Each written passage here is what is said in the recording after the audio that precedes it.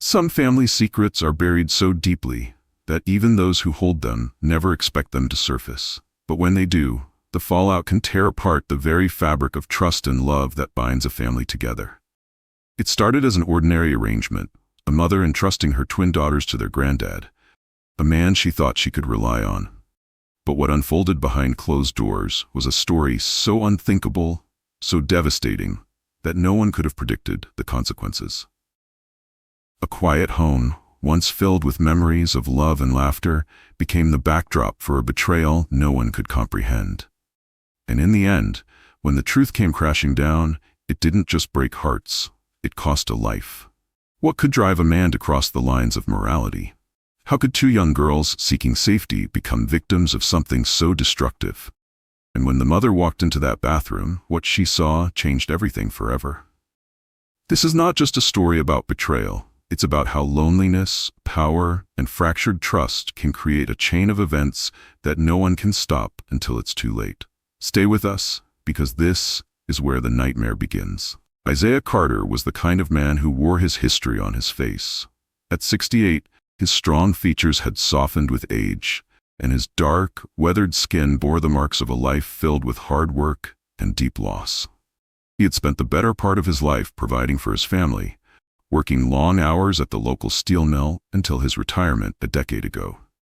Once a proud husband and father, Isaiah now lived alone in a modest house at the edge of a small rural town, surrounded by fields that stretched to the horizon. The house itself was a testament to his late wife, Naomi. It was she who had made it a home. Every detail, from the floral curtains in the living room to the carefully tended garden out back, spoke of her touch. But Naomi was gone, taken by cancer 5 years ago, and with her went the warmth that had once filled the space. Isaiah had never quite recovered. He spent his days lost in the past, sitting on the porch in his creaking rocking chair, gazing out at the garden Naomi had loved so much. He still cared for it, pruning the roses and planting new bulbs every spring, as though keeping it alive might somehow keep her memory closer. His children, grown and scattered, rarely visited. Isaiah's relationship with his daughter, Talia Carter, was especially strained.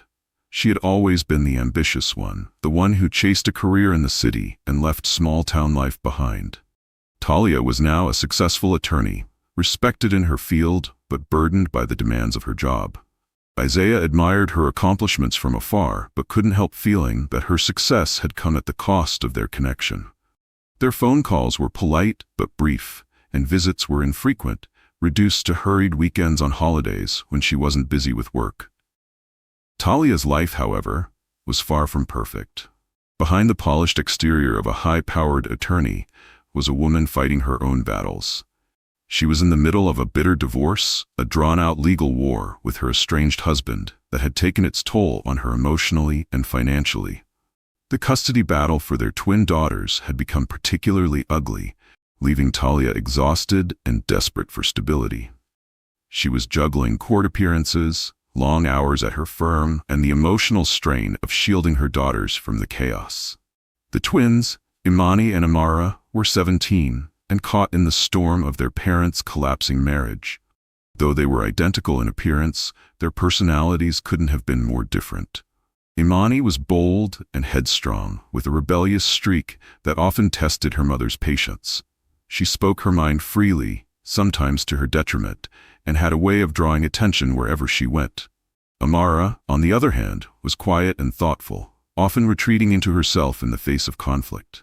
While Imani pushed boundaries, Amara avoided them altogether, content to stay in the background. The divorce had left its mark on both girls. Imani's defiance grew as a shield against the uncertainty in her life, while Amara became more withdrawn, finding solace in books and sketching. Despite their differences, the twins were inseparable, bound by an unspoken understanding of each other's struggles. Yet, the cracks in their lives were beginning to show, and Talia knew she couldn't give them the stability they needed, not while she was fighting to keep her own head above water. It was during one particularly heated argument with her ex-husband, after weeks of sleepless nights and relentless court hearings, that Talia made the decision to send the twins to her father's house for the summer. She framed it as an opportunity for them to reconnect with their granddad, to escape the toxicity of their parents' battles, but deep down, she knew it was as much for her as it was for them. She needed time to regroup, to focus on winning the custody case, and she hoped the change of scenery might do the girls some good. When she called Isaiah to ask if he would take them, his response was hesitant. He hadn't seen the girls in years, not since Naomi's funeral, and the thought of having teenagers in his quiet home was both exciting and daunting. But the loneliness he had lived with for so long made him agree. The house, once alive with the laughter of his children, had become too quiet, and the idea of having family around again, even for a little while, filled him with a reluctant hope. A week later, Talia arrived with the twins. The reunion was warm but tinged with an awkwardness that time and distance had created. Isaiah hugged his granddaughters tightly, noting how much they had grown, how they no longer looked like the little girls he remembered. As Talia unloaded their bags and gave hurried instructions about meals and routines, Isaiah couldn't help but notice the wariness in her eyes. She left quickly, promising to call, leaving Isaiah standing on the porch with Imani and Amara, unsure of what the summer would bring. For Isaiah, this was a chance to reconnect with the family he had felt slipping away. For Talia, it was a necessary escape. For Imani and Amara, it was an unfamiliar world. A house filled with memories of a grandmother they barely remembered, and a grandfather they hardly knew. None of them could have predicted how the weeks ahead would unfold, or how this quiet summer retreat would become the stage for a tragedy that would change their family forever. Isaiah embraced them, his hugs lingering a moment longer than necessary, as if trying to close the gap of time and distance that had grown between them. The twins, though polite, exchanged glances that only siblings could understand, silently agreeing to let the moment pass without comment. Inside the house, the mood began to shift.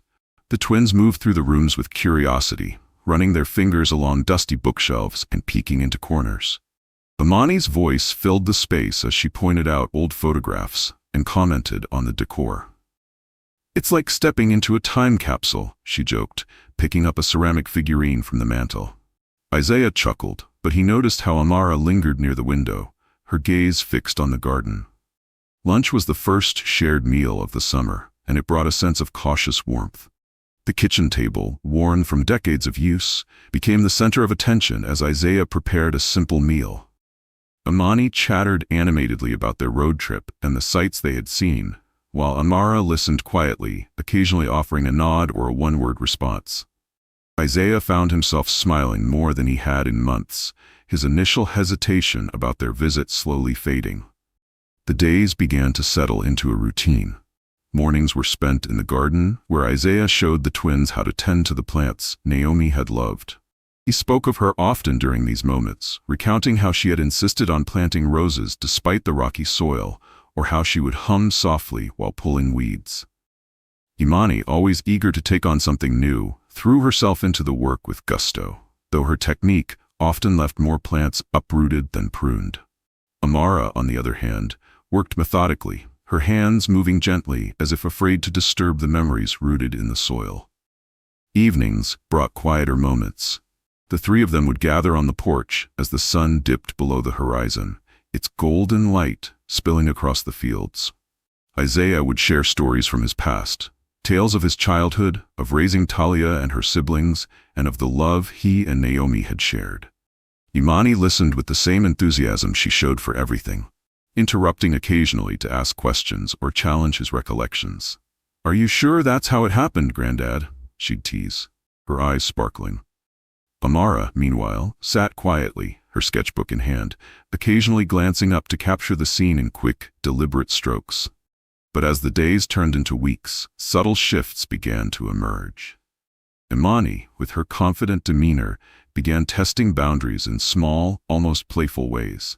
She would stay up later than Isaiah had asked, the soft glow of her phone illuminating her face long after the lights were supposed to be out.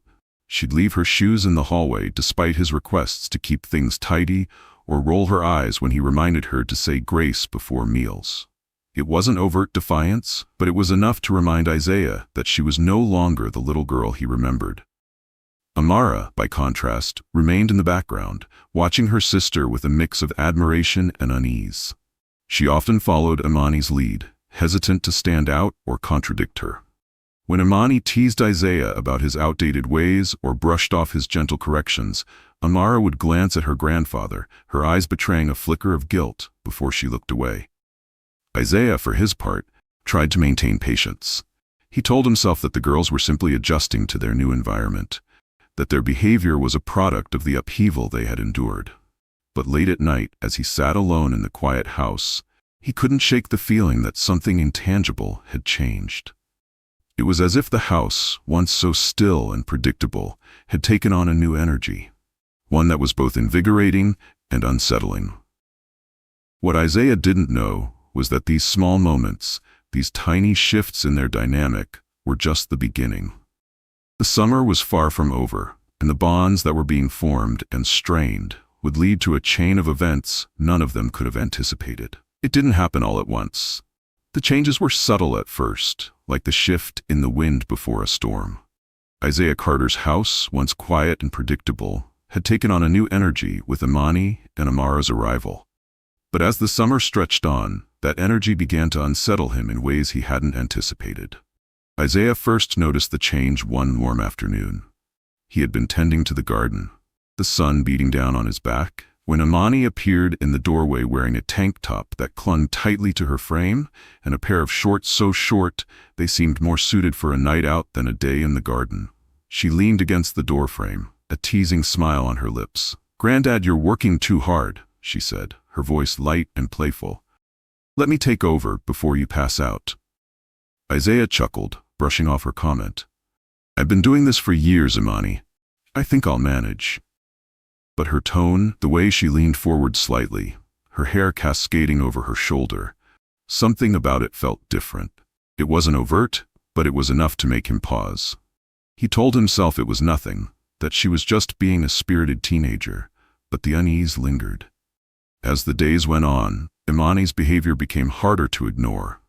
She would drape herself across the couch in the living room, her legs stretched out, her tank tops and shorts leaving little to the imagination. When Isaiah asked her to cover up, she would roll her eyes and laugh it off.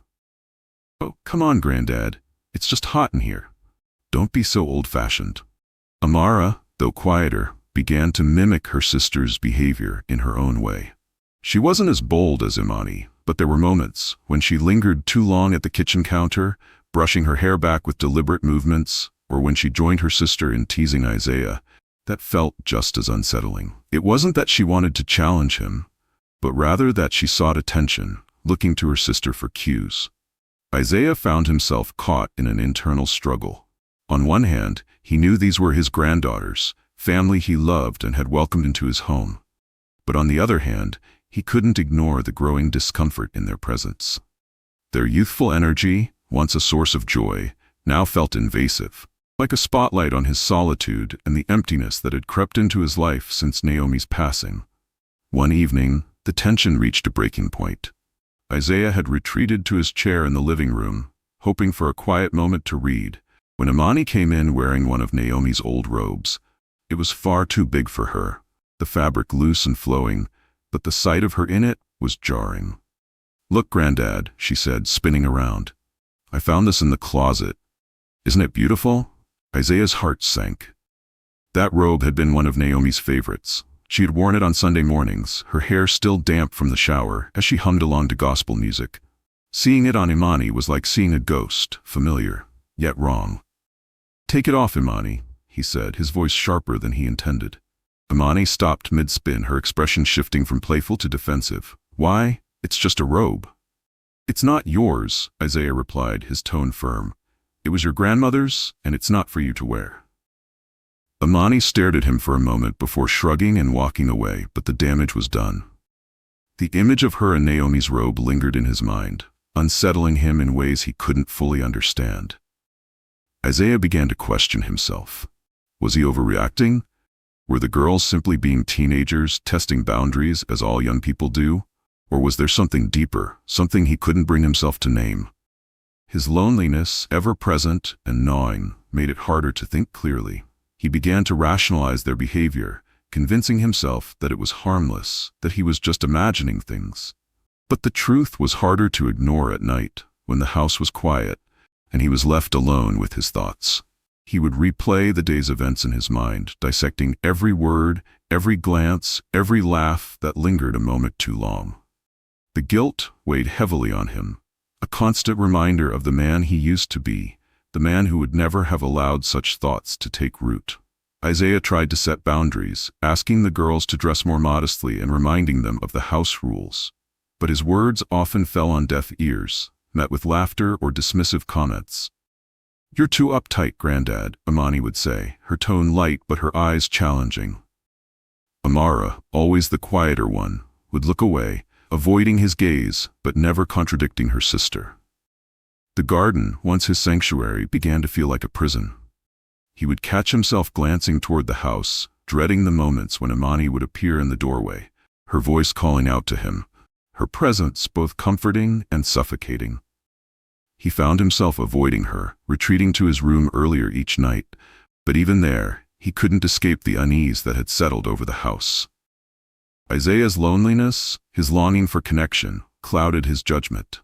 He told himself that the girls were just being affectionate, that they were filling a void he had carried for too long. But deep down, he knew something was wrong. The lines between family and something else were beginning to blur, and he couldn't bring himself to stop it. The tension in the house was palpable, growing with each passing day. Isaiah could feel it in the way Imani's laughter echoed too loudly, in the way Amara's quiet presence seemed to linger in every room. He told himself it would pass, that things would return to normal. But deep down, he knew the summer was changing them all in ways they could never undo. The turning point came on a quiet evening after dinner, though quiet felt like a fragile word in a house that seemed to simmer with tension beneath the surface. The meal itself had been uneventful. Roast chicken, mashed potatoes, and green beans, all prepared by Isaiah with the same care he gave to every meal since Naomi's passing. Imani had chatted idly about a show she'd been watching on her phone, while Amara ate silently, her fork moving mechanically between her plate and her mouth. Isaiah, sitting at the head of the table, had barely touched his food. His appetite had dwindled over the past few weeks, though he couldn't say whether it was from the oppressive summer heat or something less tangible. His eyes flicked between his granddaughters, his thoughts tangled in a web of worry and guilt. Imani's confidence seemed to grow with each passing day, her behavior more audacious, her tone sharper. Amara, ever the quieter twin, had begun to follow her sister's lead in subtle ways, her reluctance giving way to something harder to read. After the plates were cleared, Imani stretched lazily in her chair, her long limbs spilling over the edges like she owned the space. "That was good, Granddad," she said, her voice dripping with mock sincerity. "You've still got it." Isaiah forced a smile, his unease growing. "I'm glad you liked it, Imani." She grinned, a flash of mischief in her eyes. "I think I'll go shower. It's too hot to sit around." Without waiting for a response, she pushed back her chair and sauntered out of the room. Amara hesitated, glancing between her grandfather and her sister's retreating figure before quietly excusing herself and following Imani upstairs. Isaiah remained at the table, staring at the remnants of their meal. The house felt too big, too quiet in their absence, and the emptiness pressed in on him like a physical weight. He thought about Naomi, about how she would have handled the twins with her steady, unflinching patience. He thought about the man he used to be, the husband, the father, the provider. And he thought about how far he had strayed from the life they had built together. The sound of running water broke through his thoughts, followed by the faint sound of laughter drifting down the stairs. It wasn't unusual for the twins to take showers one after the other, but tonight something about their laughter felt different. Too loud, too deliberate, too pointed. Isaiah's stomach churned as he pushed back his chair and stood, his footsteps heavy as he made his way to the living room. He settled into his armchair, turning on the television in a half-hearted attempt to distract himself.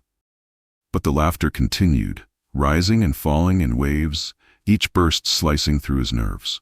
He told himself to ignore it, to stay where he was, to let the evening pass without incident. But his resolve crumbled when Imani's voice called out, sharp and teasing, "Granddad, can you bring us a towel? We forgot to grab one." Isaiah froze, his hand gripping the armrest of the chair. For a moment he considered pretending he hadn't heard, but the request hung in the air, demanding a response. Slowly, reluctantly, he stood and made his way upstairs, the towel clutched tightly in his hand. The hallway was dim, the only light spilling out from the crack under the bathroom door. He hesitated, his heart pounding in his chest as he raised his hand to knock. "It's open," Imani's voice called, light and carefree. Isaiah pushed the door open just enough to slide the towel through, his eyes fixed firmly on the tiled floor. But the moment his hand crossed the threshold, he felt a small, deliberate tug. His grip faltered, and before he could react, the door swung open wider. The sight that met him was one he would never forget. The twins stood in the steam-filled bathroom, their silhouettes blurred by the haze but unmistakable. Imani's eyes met his, her expression unreadable, but filled with a confidence that made his stomach turn. Amara stood beside her, her arms wrapped around herself, her gaze darting away as if she couldn't bear to look at him. Isaiah stumbled backward, the towel slipping from his hand as he stammered an apology. But Imani's voice cut through his panic, calm and steady. "Granddad," she said, her tone almost soothing. "It's okay. It wasn't okay. It would never be okay." But Isaiah's feet remained rooted to the floor, his mind a swirling storm of confusion, guilt, and something darker he couldn't name. The lines he had tried so desperately to hold were crumbling, and in that moment, he couldn't bring himself to leave. What followed was a moment of weakness that would haunt him for the rest of his life. When the bathroom door finally closed and Isaiah found himself alone in the hallway, the weight of what had happened crashed down on him with the force of a tidal wave. He leaned against the wall, his breath coming in ragged gasps as he tried to make sense of the man he had become. The guilt was overwhelming, suffocating. He had always prided himself on being a man of principle, a man who lived by the values Naomi had instilled in their family. But now, he could barely look at himself in the mirror. He told himself it was a mistake, a momentary lapse in judgment, something that would never happen again. But deep down, he knew the damage was done. Imani, however, had no such qualms. Over the following days, she began to exploit the situation with a casual ease that left Isaiah reeling. She would ask for money to buy clothes, to go out with friends, to order takeout when she didn't feel like eating his cooking. Her requests were always framed as innocent, but the look in her eyes said otherwise. Amara was never far behind. She followed her sister's lead, her discomfort evident but her loyalty unwavering. She would sit silently as Imani pushed Isaiah further, her gaze fixed on the floor as if willing herself to disappear. Isaiah, trapped by his own vulnerability and shame, found himself unable to say no. Each request, each favor, each boundary crossed felt like another nail in the coffin of the man he used to be. He told himself he was making amends, that he was keeping the peace, that he was doing what he had to do to hold his family together. But with every passing day, the weight of his choices grew heavier, and the house that had once been his sanctuary became a prison of his own making. It was a warm Thursday afternoon when Talia Carter pulled her car into the gravel driveway of her father's home. The tires crunched loudly against the stones, but the sound did nothing to soothe the whirlwind of emotions swirling in her chest.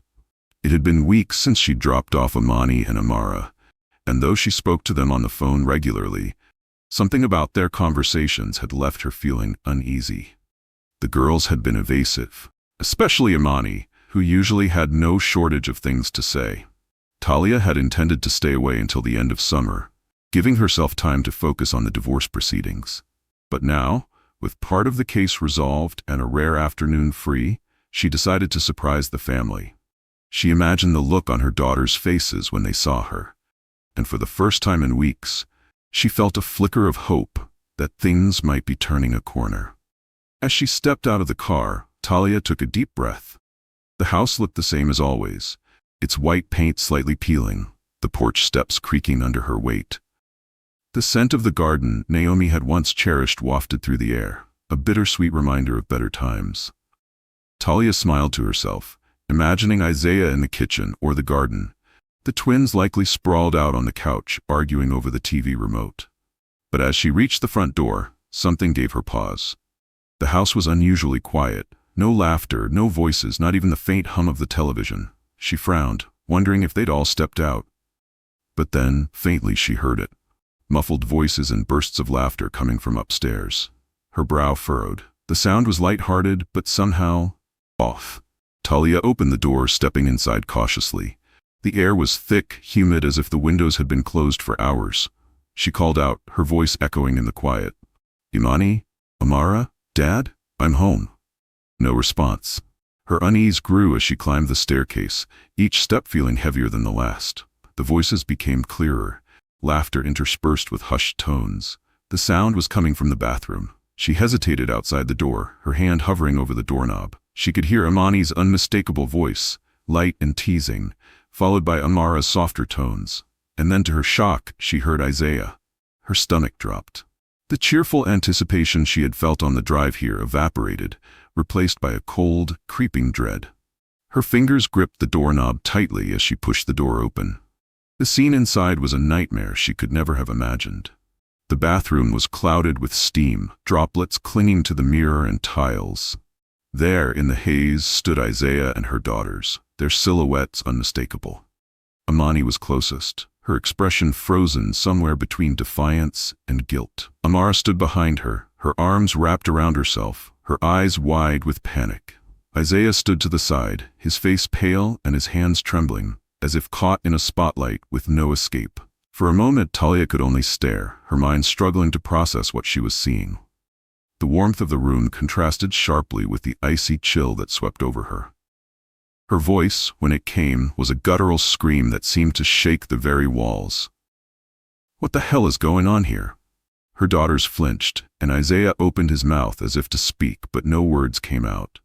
Talia's gaze darted between them, her heart pounding so loudly she could hear it in her ears. She stepped forward, her hands trembling with a mix of rage and disbelief. "Get out!" she shouted, her voice cracking. "Both of you, get dressed, pack your things. We're leaving." Imani tried to speak, her voice wavering. "Mom, it's not what—" "Don't you dare." Talia cut her off, her tone sharp enough to slice through the tension in the room. "Don't you dare try to explain this to me." Amara, tears streaming down her face, grabbed a towel and wrapped it around herself. "My God," her quiet sobs filling the space. Imani, though less shaken, cast a defiant glance at her mother before turning to leave the bathroom. The twins disappeared into their room without another word, leaving Talia and Isaiah alone. Isaiah's hands were still shaking as he tried to approach her. "Talia, please, let me explain," he stammered, his voice barely above a whisper. "It's not what you think. I never meant for—" "Don't," Talia said, her voice low and venomous. She turned to face him, her eyes burning with anger and betrayal. "Don't you dare try to justify this." Her words hung in the air, heavy and suffocating. Isaiah looked as though he might crumble under the weight of them, his shoulders slumping as he took a step back. "I'm sorry," he whispered, his voice breaking. "I never wanted this to happen. You've destroyed everything." Talia spat, her hands clenched into fists at her sides. "Everything, Dad. How could you? How could you let this happen?" Isaiah's mouth opened and closed, but no sound came out. He looked at her with tear-filled eyes, his face a mask of regret and shame. But Talia couldn't bear to look at him any longer. She turned on her heel and marched out of the bathroom, her heart pounding as she went to find her daughters.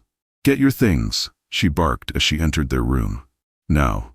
The shouting echoed through the house, raw and chaotic, as emotions spilled over like a dam that had finally burst. Talia's voice, sharp and commanding, clashed with Imani's defiance and Amara's muffled sobs. The air was thick with anger, shame, and desperation, a storm no one could control. In the bedroom, the suitcases lay half-packed on the bed. Clothes were scattered across the floor, hastily shoved into bags as Talia barked orders. "We're leaving. Now." "I won't hear another word," she said, her voice trembling with both fury and heartbreak. Imani rolled her eyes, dragging her duffel bag off the bed with a sharp tug. "You're overreacting, Mom," she muttered, though her usual confidence was laced with a hint of fear. Amara, on the other hand, remained silent, her hands shaking as she fumbled with the zipper of her backpack. Her tear-streaked face betrayed the turmoil she couldn't put into words. In the hallway, Isaiah stood frozen, his face pale and his eyes wide with despair. He had spent the last few minutes trying to explain, trying to plead for understanding, but every word he spoke seemed to fall into a void. Now he was reduced to watching helplessly as the family he had hoped to protect fell apart before his eyes. "Talia, please," he said, his voice cracking. "Don't leave like this. Don't take them away." Talia whirled around, her eyes blazing. "You don't get to ask me for anything," she snapped. "You've done enough." Isaiah took a step toward her, his hands outstretched in a gesture of surrender. "I never meant for any of this to happen," he said, his voice barely above a whisper. I was lonely. I made mistakes. But please, stop." Talia cut him off, her tone ice cold. "Just stop. I don't want to hear it." The words struck him like a physical blow. Isaiah stumbled backward, his shoulders slumping as the weight of his guilt bore down on him. His breathing grew labored, and he pressed a trembling hand to his chest, as though trying to steady himself. Talia turned back to the twins. "Hurry up," she urged. "We're leaving in 5 minutes." But before she could say another word, there was a sudden, sickening sound, a sharp, heavy thud. Everyone froze, the room falling eerily silent. Talia spun around, her heart leaping into her throat as she saw Isaiah collapse to the floor. "Dad!" she screamed, rushing toward him. Isaiah lay crumpled at the foot of the bed, his body limp and his head resting against the sharp corner of the hardwood bed frame. Blood began to pool beneath him, dark and stark against the faded carpet. His chest rose and fell in shallow, uneven breaths, and his eyes fluttered as though he were struggling to stay conscious. Talia dropped to her knees beside him, her hands trembling as she tried to assess the damage. "Dad, can you hear me?"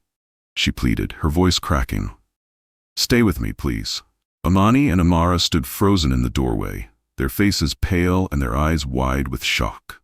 Amara clutched the doorframe for support, while Amani took a hesitant step forward, her usual bravado replaced by a look of sheer terror. "Call 911, Talia shouted, her voice sharp and urgent. "Now." Amani fumbled for her phone, her hands shaking so badly that she nearly dropped it. She managed to dial the number, her voice unsteady as she spoke to the operator.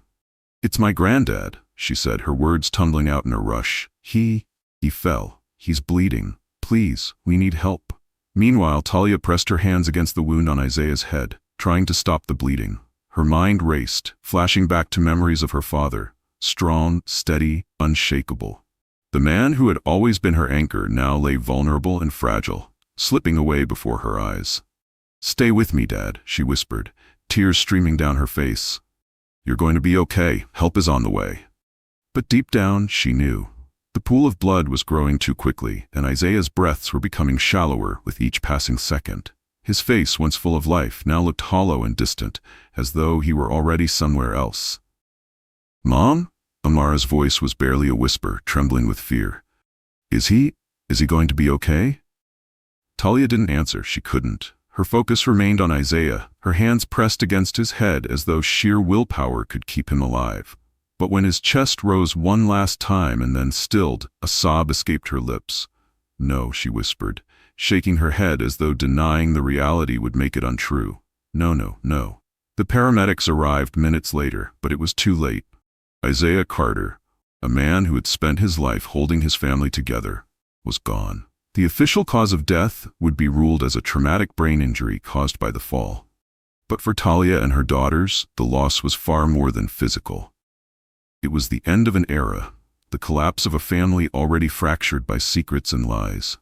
As the paramedics wheeled Isaiah's body out of the house, Talia stood in the doorway, her arms wrapped tightly around Amara, while Amani stood stiffly by her side.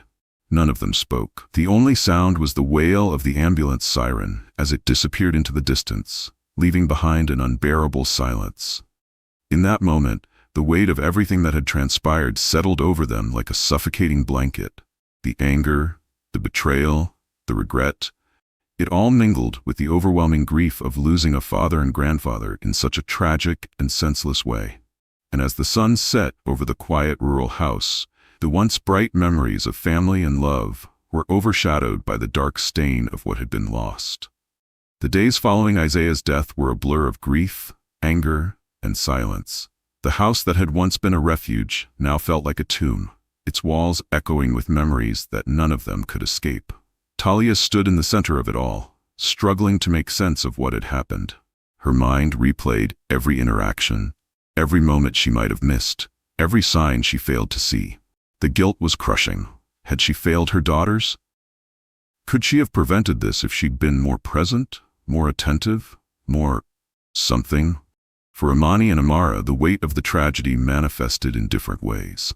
Imani, usually so vibrant and defiant, withdrew into herself.